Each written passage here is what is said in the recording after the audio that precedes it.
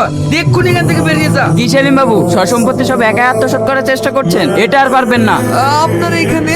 আমি ডেকেছি আজ থেকে প্রায় 7 বছর আগে। মনে পড়ে সেদিনের কথা। মাই আত্মহত্যা করেনি স্যার। এই শয়তান আমার মাইকে।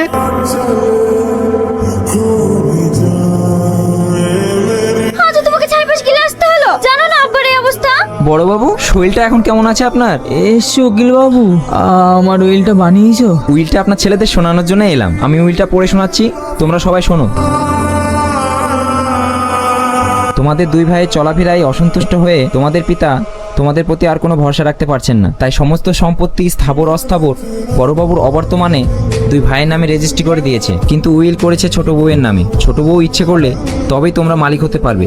আব্বা, এত বড় অন্যায় কাজটা তুমি করতে পারলা? কথাটা শুনে এবার অনেক শান্তি পেলাম। রাত দিন ছোট বউ ওই কষ্ট মরবেও না।